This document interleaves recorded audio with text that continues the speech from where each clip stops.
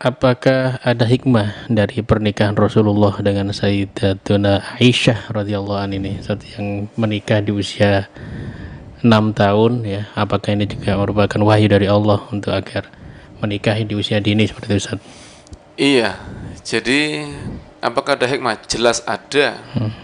Apakah itu perintah Allah? Jelas perintah Allah. Nabi SAW dinyatakan dalam Al-Quran yang berbicara, wa ma yantiqu 'anil hawa in huwa illa wahyun yuha. Nabi itu tidak berucap dari hawa nafsunya, tapi apa? Wahyu dari Allah SWT. Jadi mengenai Sayyidah Aisyah, Nabi itu memang diperintah oleh Allah SWT, ya, dengan wahyu yang datang dari lewat mimpi.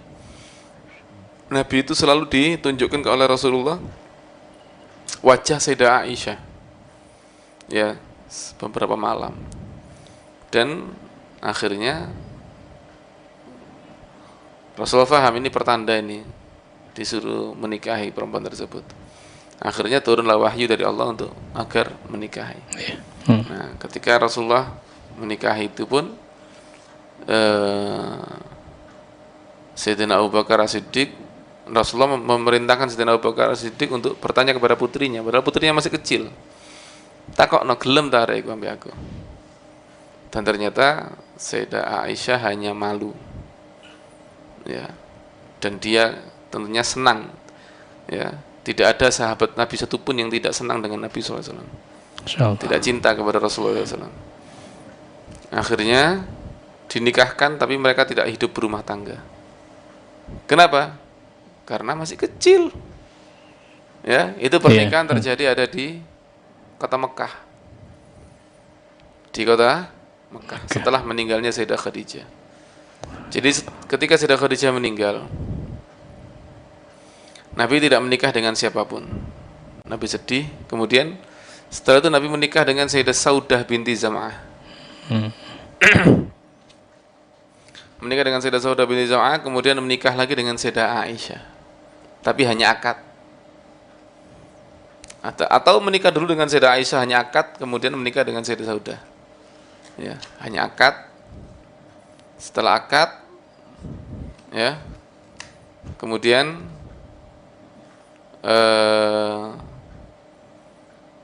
ketika Nabi hijrah ke Madinah, Sayyidah Aisyah juga hijrah, kan begitu ya?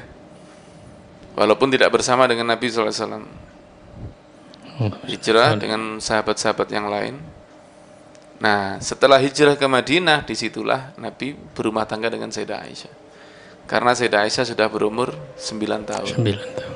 Dan di usia 9 tahun itu fisik beliau sudah kuat, sudah mumpuni untuk berumah tangga dengan Nabi SAW. Ya, ketika akad kan masih umur 7 tahun. 7 ya? 7 tahun. 7 atau 6 tahun. Yani. Iya. Di umur 7 tahun akad, fisik beliau masih terlalu kecil. Kan tadi saya melihat bukan umurnya yang dilihat, tapi fisiknya. Iya. Kemudian di umur 9 tahun setelah hijrah, nah disitulah fisik beliau sudah siap, akhirnya diserahkan oleh ayahnya Sayyidina Abu Bakar Siddiq kepada Rasulullah SAW, dan berumah tanggalah beliau dengan Nabi SAW. Oleh karena itu hikmahnya apa? Besar, banyak hikmahnya. Ya, diantaranya adalah seperti pertanyaan kita sekarang, pembahasan kita. Nabi di situ Allah menunjukkan bagaimana sih pernikahan dini itu.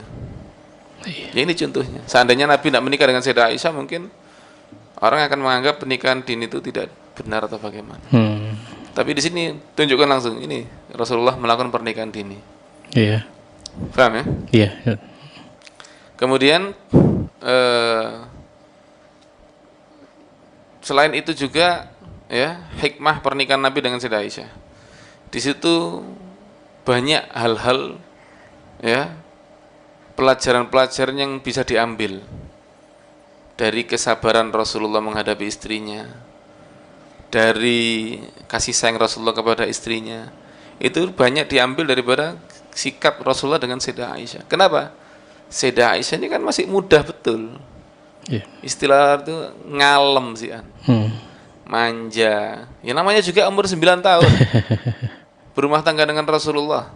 Ya. Iya. Sifat manja iya, ngalem iya.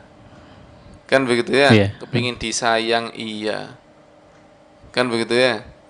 Nah, akhirnya timbullah apa namanya kejadian-kejadian di situ bagaimana Nabi SAW menyikapi Sayyidah Aisyah yang seperti itu, dan itu dijadikan apa sebagai dasar hukum bahwa cara menyikapi istri itu seperti ini sebagai tauladan, kan begitu? Iya.